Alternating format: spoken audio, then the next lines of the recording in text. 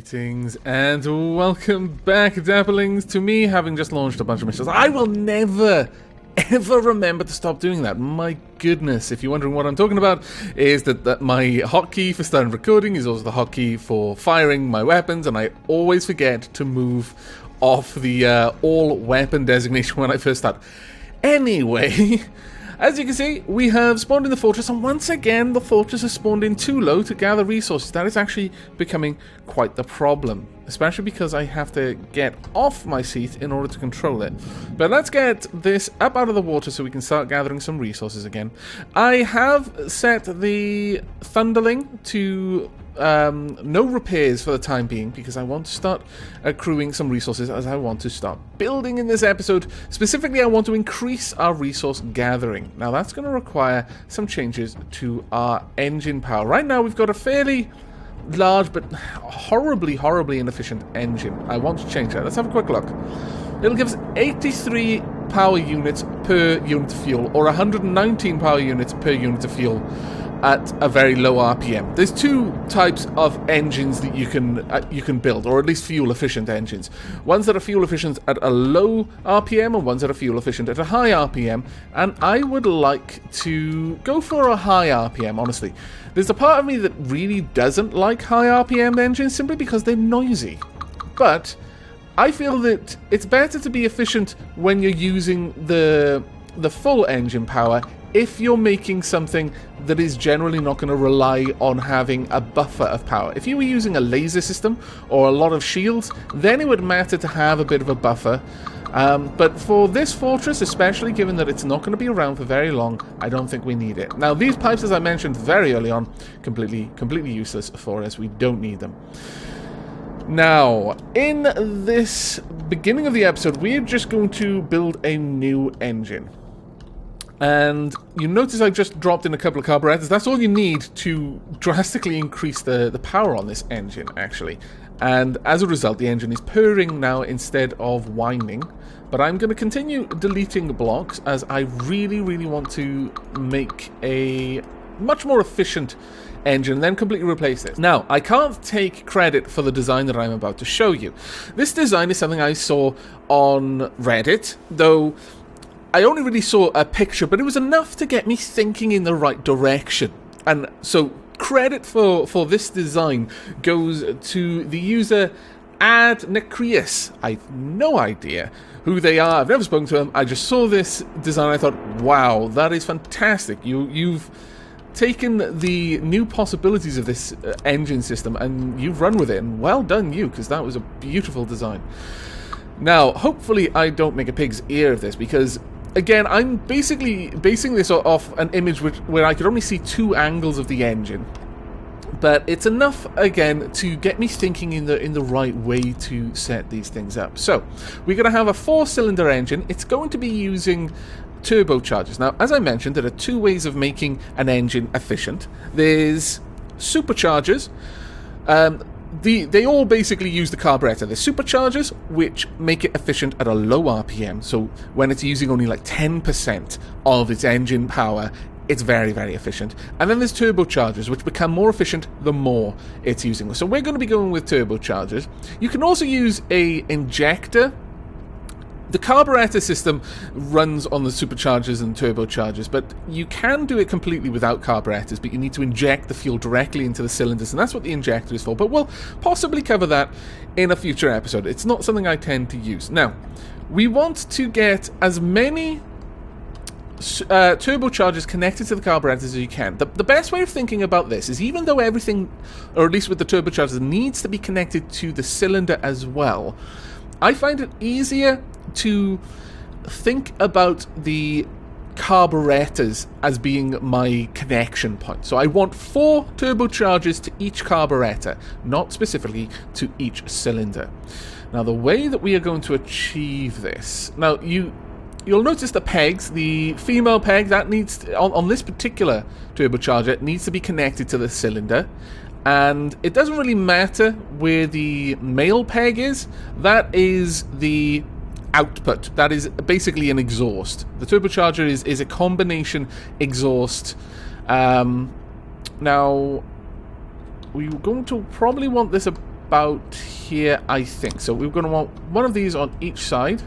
Now, this is where the mirror line is actually going to hurt me rather than help me. I don't want this mirrored. I want it to be symmetrical, but in a different kind of way. Right, there we go. So there we are. So now each of these cylinders is going to be connected to 2 turbochargers, because each one is connected to 2 carburetors, and each carburetor is currently connected to 1 turbocharger. We'll continue to improve that by going down here. Now you'll notice that the white side should always be connecting to the carburetor. The connection point on that model should be touching the carburetor, otherwise it's not going to be properly working. There we go. So all of that is now hooked up. If we hover over it, we'll see that it's currently connected to carburetor and is increasing the high RPM efficiency, and 1 exhaust gas is leaving. It's also connected to the cylinder, so it's helping to cool it. If this weren't connected to the cylinder, and that will become important in a moment, then it wouldn't be adding the cooling effect, so it wouldn't effectively be bringing the temperature down the cylinder. If you remember, these cylinders, when they get overheated, the engine shuts down until it cools down enough to start up again. So it's actually quite important. Now, the same up here. We want all of these connected. Now, the thing is, we want to reverse the direction. Right now, we've had everything going to the left. Over here, we want it to go to the right. And the reason for that, we want the male peg facing up in the same direction the male peg was facing there, or rather, meeting on the same block. Now, this will become important in just a moment, because as you can imagine, we've run out of sides on the cylinders, and yet we've only connected 3 turbochargers to each one, because obviously we had 5 available sides. It's a cube, so it has 6 faces that we can play with. 3 of them, 1 was to the crankshaft, 2 with carburetors, leaving only 3 available sides that we could attach turbochargers to. However, there is one other way that we can connect a turbocharger, and that's why I said you really want to be thinking about the turbocharger in terms of connecting to the carburetors, not the cylinders. So right now, each cylinder is directly connected to 3 turbochargers, that's cooling it, but it's connected to 6 turbochargers in total, because it's connected to 2 carburetors, and the 2 carburetors are each connected to 3. If we have a look at the engine efficiency, we're getting 243 power per unit of fuel at 100% efficiency, 142 at per unit of fuel at 10%, so you know, it's not too bad even at the low RPM, but it can be a lot better than this. Now, this is where the wizardry happens, and this is specifically the inspiration that I drew from Ad Necrius post and the picture, because I hadn't thought to do something like this. We want a straight pipe. We want a throughput pipe, Now you want the female pegs to line up with the male pegs on each carburetor and facing straight up. And this will actually have, it's doubly effective, and I'll explain that in just a moment. Then we want 2 corner pipes, just to get this connected over here. There we go. So again, exactly the same on this side as well. And there we go. Now, this leaves this conspicuous gap.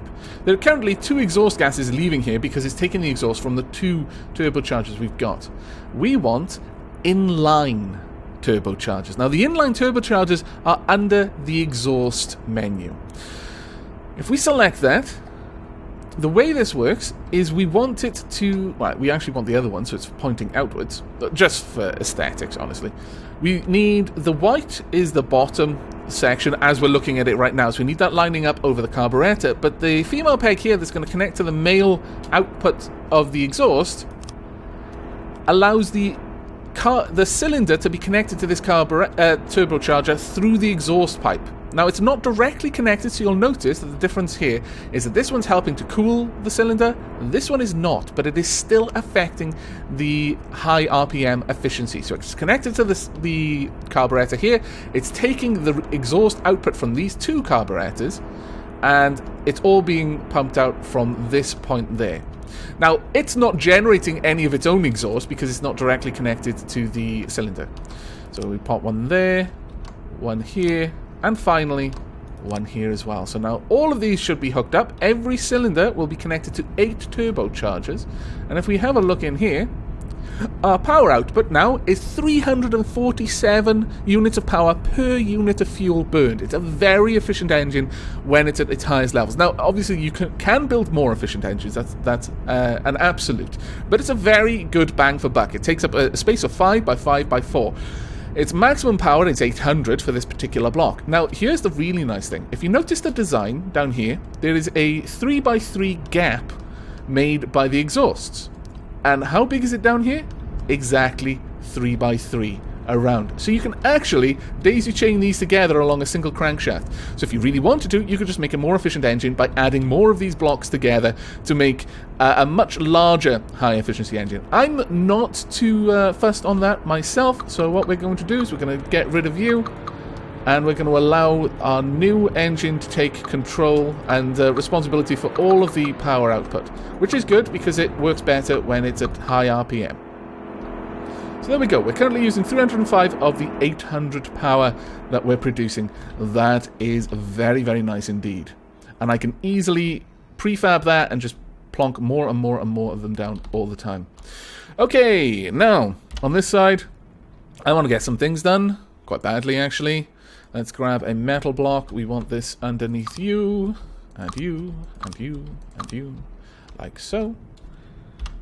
There we are. How did I do? I did actually go along, did I? That's annoying, because it means I'm going to have to do this on that side now as well. There we go. Right. We want another row of resource gatherers. That'll increase the RPM again on our engine, so making it a little bit more fuel efficient every single time.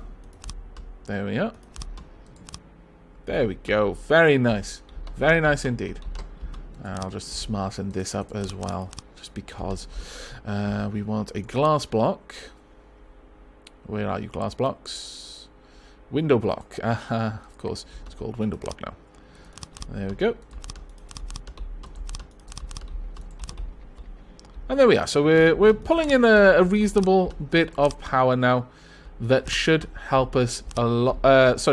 Reasonable amount of resources that should help us along the way to getting everything sorted out for the Thunderling and further builds that we make. Now, I have been advised that the Deepwater Guard for the first 2 hours doesn't field its best ships. First 2 hours of the campaign, that is. And I can understand why that would be the case. It would certainly be a little bit difficult to deal with if they started fielding their godly designs early on, because you're unlikely to have built a particularly well-defended fortress straight away. But that being said, let's have a look. We've got nothing coming our way just yet. We're starting to put together quite a lot of resources, though, so let's turn back on the auto repair of the Thunderling. There we go. Right, I'm going to go ahead and I'm going to pull out the fortress, and I'm just going to accelerate time so that we can get the Thunderling built. My plan towards the end of this episode is to start work on a coastal defense system. I would very much like a coastal gun up here. We noticed that there were a lot of ships attacking from this angle, and they were on the other side of this mountain. Well, why not build a big gun on it then? Also, by doing that, I'm fairly certain it's going to be close enough that it'll be able to draw resources from our fortress over there, but we'll be able to make something pretty big, pretty powerful if we're building it as a structure on this mountain here, and we'll have a pretty nice angle of fire as well. We'll be able to attack everything. So, I'm going to get the Thunderling repaired, and I will bring you back when we're done. And welcome back. The Thunderling is complete. Now what you're looking at here is the resources that I've told it to accept. Basically, keep full of spares, ammo, fuel, and energy. Well, actually, I'll allow you to share your energy with anyone nearby. But as far as the overall resources, I've told the Thunderling to just drop those. Don't keep any of them. Realistically, perhaps in the future I might tell it to keep a little, but as long as it's got spares, it shouldn't need anything. As for our fortress, keep all of these things. Well, actually, you know what? I'm going to tell you, you're allowed to share some. Ooh, you're giving. Alright, you're giving to the Thunderling. I would like you to take from the Thunderling. I would like the Thunderling to take from you. That's an interesting one. Why are you dancing around the crystal and the metal? Very peculiar, I must confess. You know what? I'll just set it up so that you just take it. That should be okay. There we go. So the fortress is now giving fuel to the Thunderling, I hope. Let's jump onto the Thunderling and find out for ourselves, shall we? Oop, there we go. Let's not control anything. How are we doing? Yes, we've got fuel. We've got a reasonable amount of ammo as well. Ah, glorious. Let's speed you up then. Let's get to top speed. And we'll see what we can do. Let's turn towards the areas of scrap on the map. Now, I believe they're around this sort of direction. I can't be entirely certain. Now, the Thunderling will grab resources from nearby. In fact, I believe yeah, there we go. Thunderling's already gathering resources from the various scrap around here. That is fantastic. I'm going to pull the Thunderling out. What I would like the Thunderling to do is pop around and then head back to the fortress. And it can do that on its own time. I, however, would really like... Actually, you know what, Thunderling? Could you drop me off on this island? That would be grand. And then I can send the Thunderling off to have a bit of a battle by itself. I think that would be fine as well. Though, first, I would like to make sure the Thunderling has gathered as many items as it can. That should be close enough. Ah, that's a little bit too close, honestly. Okay. Thunderling, why? You are not Shai-Hulud. I have not designed you to burrow through the dunes. Go away. Go do other things that I have made you for. And then go back to the fortress. Okay, so we've gathered a fair few resources. Now, I'm thinking with the rest of this episode, I'll probably have the Thunderling go and have a bit of a fight. But I would like to begin work on our island fortress. Now, I could put our little fortress here. It would have a defensive wall, but mostly from our own fortress, so it isn't as useful. Though, that being said, I have little doubt that our fortress would be derpy enough to try and shoot the outpost in the back if it thought the enemy was in that direction. Maybe I should build with a mind to protecting us from... Ooh. What on earth just happened there? Did the Thunderling just do something awesome? I guess? Maybe? Thunderling, head on there and then back up. Then we'll swing you back around. Actually, you know what? As much as I want to start this fortress, there are a few things that I could do. Thunderling, you're all the way up there, so you know what? Just do it. We know we want to see what the Thunderling can do. Let's get over there. We'll have a little scrap, and then the end of the episode will be us building stuff. Right, what are we going to be fighting against? We have got a marauder. Okay, we'll cut our teeth on that. Let's see. Thunderling, you are basically glass cannon, Chan. So please don't die. I will be embarrassed. I don't want to control anything. Okay, let's have a look at the marauder. In fact, let's unhook our camera. Ah, flares, so bright. How are you doing over there, marauder? Not too bad. The flares are from our AA gun. The kind of teal-coloured trails from the bullets, those are from our mid-level cannons. I don't... Oh, that may... I was about to say, I don't believe I've seen the main cannon fire yet, but I think it just did. I think that's what that giant explosion was. Let's get in close, and we can watch from afar. Okay, that's the mid-level cannon firing. The two shells at the same time. And every now and then there's going to be a single gigantic shell swing over. And hopefully hit. Because it does a lot of damage when it does. How much damage have we done? Oh, we've actually done a fair old bit so far. Not bad. Not bad at all. I think we've already disabled any weapon system it had. So the Thunderling is... The Thunderling is... being a stupid boat. That's what the Thunderling is doing. I do need to set up some better firing constraints on those cannons. I always put far too much faith in the AI that it would be able to work out where it can aim, where it can't aim, and if a turret gets stuck, to just turn the turret in the opposite direction. But that is far more faith than I should be putting in the AI, frankly. Well, now that your guns are actually firing, this should be a fairly quick battle. And, you know, not trying to climb a mountain or anything. There we go. Another big explosion there. Another ammo barrel stockpile, I imagine. Or possibly the engine. At this point, the engine is going to be having to carry around quite a lot of fuel, so... And that, I think, was the main cannon, unfortunately. Shot gone quite awry. Okay, let's have a look down here. There's barely anything left on this thing. There we go. Good. Right. Well, Thunderling, it wasn't an amazing battle, I'll be honest with you. You could have done significantly better, I feel, but... Oh, well. Right, where are you?